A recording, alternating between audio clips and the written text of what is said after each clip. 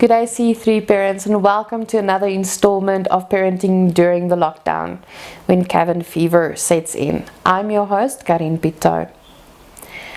We've spoken about introversion and extroversion and how to manage that. We've spoken about how to manage the sibling rivalry. If you have not seen the previous videos, please go to our channel and you will find those videos there, or I will try to link them down below.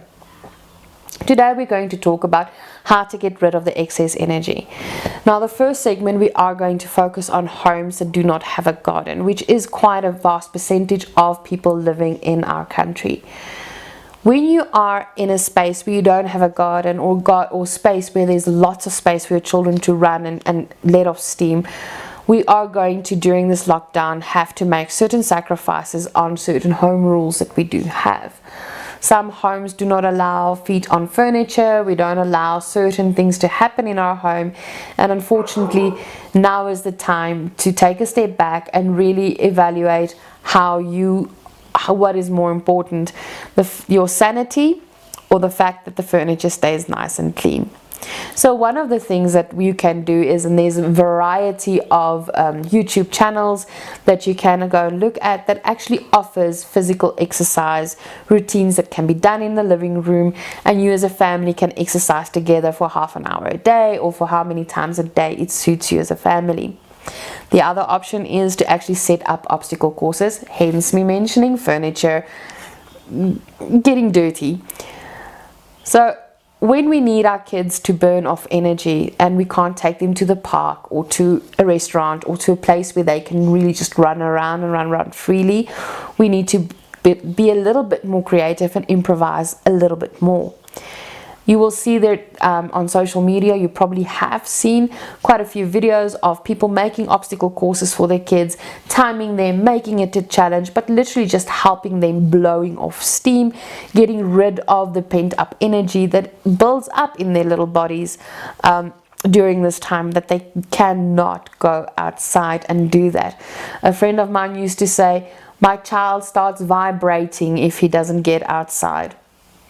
So when your child starts vibrating, these are one of having an obstacle course is one of the nicest ways to get them to let off that energy and just get an output for that. One of the other things is, and this is what you can do together as a family, is to wrestle. Take one of the mattresses off the bed, put it on the floor and wrestle on the mattress.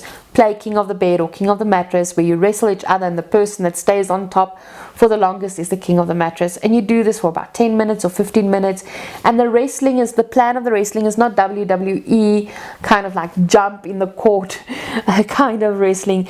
It is wrestling each other, but creating spaces where you actually put in a nice deep pressure on your kid, because putting deep pressure helps reset the nervous system, helps make them calm, and it actually helps relax the body. So wrestling with your kid is an awesome way of letting go of that tension and the stress that is building up in their bodies from not being able to move about as they always do. Another thing that you can do is doing certain walks, like the wheelbarrow walk, where they're on their hands and you hold their feet, and they have to be able to go get breakfast, they have to get out of bed and do the wheelbarrow walk to the kitchen from their bedroom. And it's actually a nice way also to do some proper stimulation of the brain, and it gives them a little bit of upper body workout and gets the blood flowing. Another one that you can do is you guys can play a hide and go seek in the house.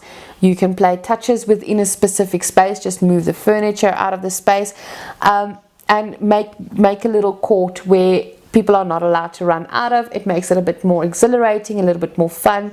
But please, adults, remember your arms are much longer than the kids' arms, so take that into account when you play touches. I'm not saying deliberately lose or not touch your child, but at least, don't break their spirits with the game.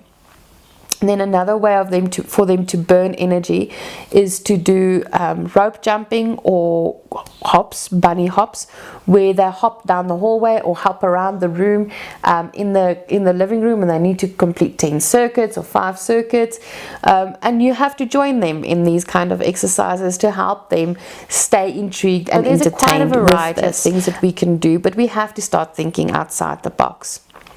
As for certain things with deep compression, I will make another video to demonstrate how deep compression helps our kids reset and find their balance, and then obviously movement of swinging on things or swinging on you, and you picking them up and playing with them.